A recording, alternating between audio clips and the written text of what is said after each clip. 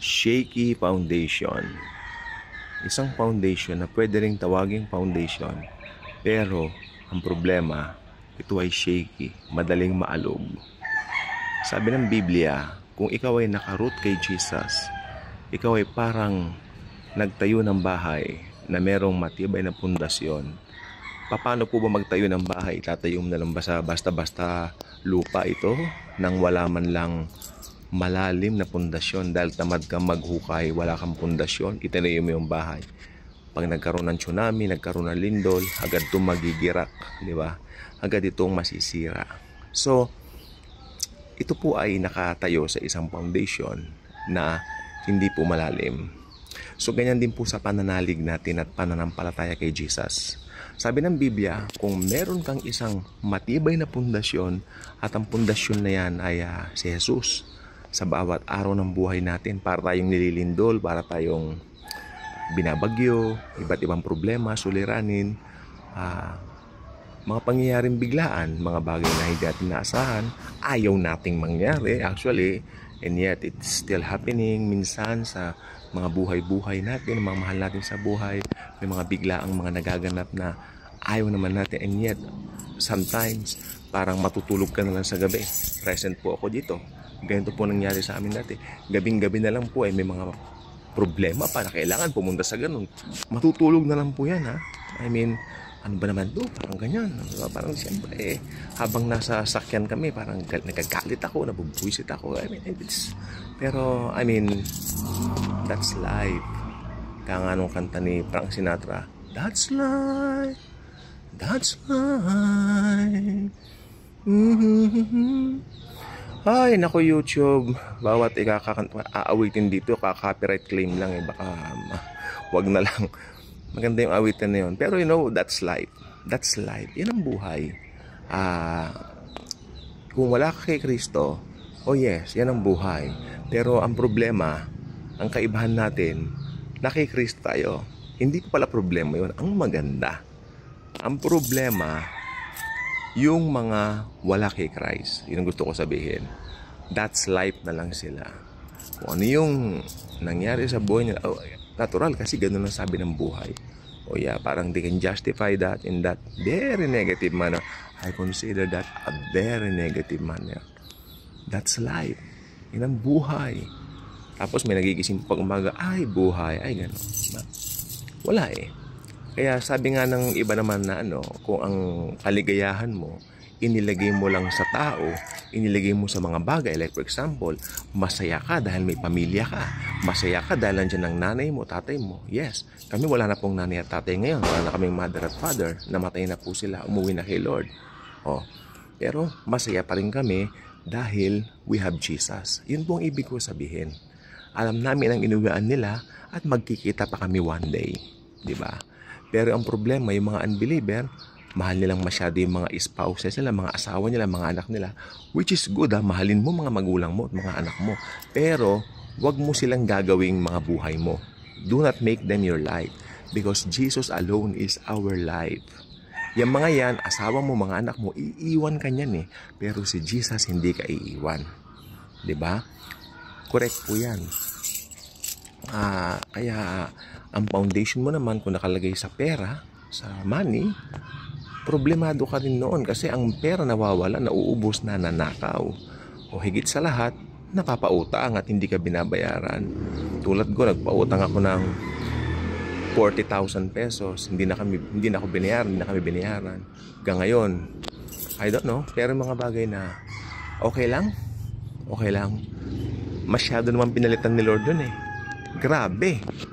Grabe. Masyak kayo, ilang doble, ilang ulit. Malulunod ako sa mga ginawa ng Panginoon kumpara doon sa 40,000 pesos lang na yun na hindi na kami binayaran. I mean, mga ganyan. So, ang foundation natin is someone na makapangyarihan sa lahat ay si Jesus. Okay? So, ang foundation natin, ito ay hindi faulty, hindi po siya madaling mauga, hindi siya madaling ma-shake.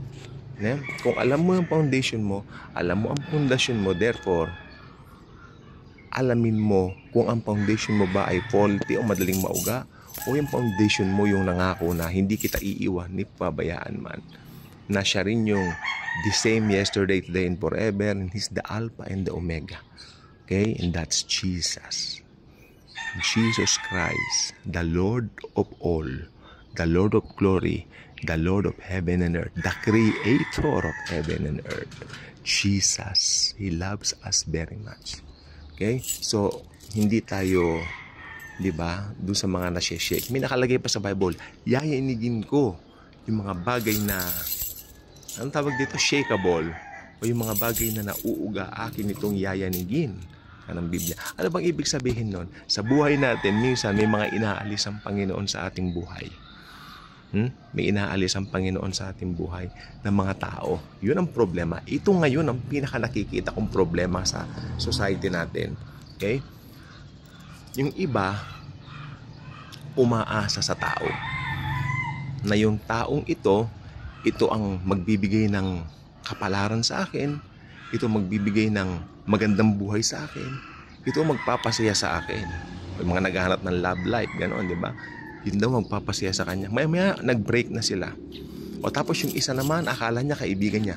Ipinagtapat niya lahat ng kaibigan niya. Nung nag-away sila, yung kaibigan niyang yan, siyang naging pinakamasamang kaaway niya.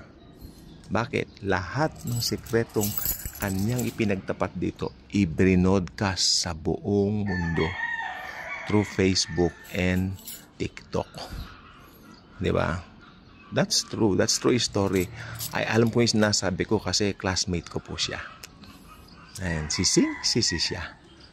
Bakit? Namin dati, best friend mo. Nag-reunion kami. Ilang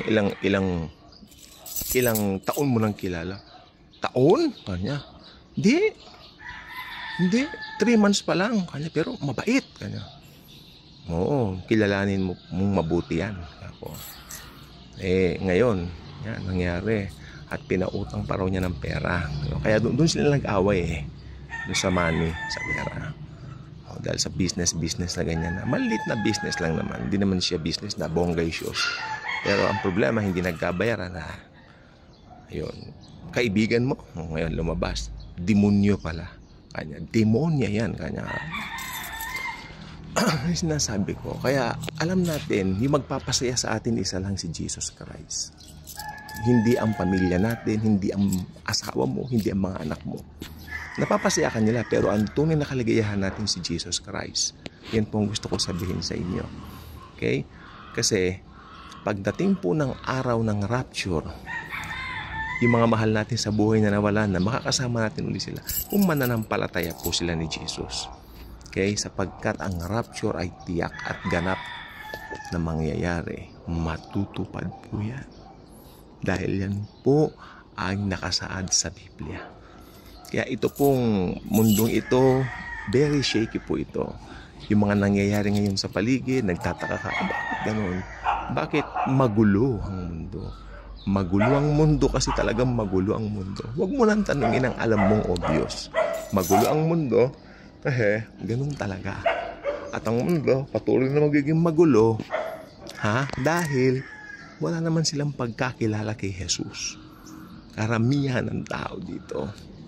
Okay? So, Jesus is our rock. He is our firm foundation na hindi nagigiba.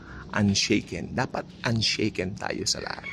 At pag si Jesus ang iyong pundasyon, hindi ka ma-shake, hindi ka maaalog. Kahit anuman pag-aalog sa iyo ng diablo, magtatry ang demonyo to shake you. Magtatry, maniwala ka sa akin.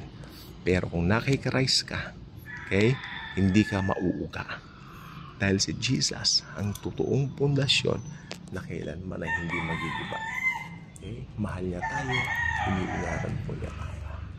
Siya nagmahal sa atin, tuloy na magmahal. Mahal na tayo. Okay? So sa inyo pong lahat na nanonood ng vlogs ko, konti lang nanonood dito pero hindi po yan ang mahalaga. Importante, over time, dadami rin po ang mga viewers dito. Dahil magpapadami nito ay si Jesus. Dadami po. Dahil walang ibang pinopromote dito kundi ang Panginoong Jesus na namatay sa atin at nag-alay ng buhay para sa atin. God bless everyone.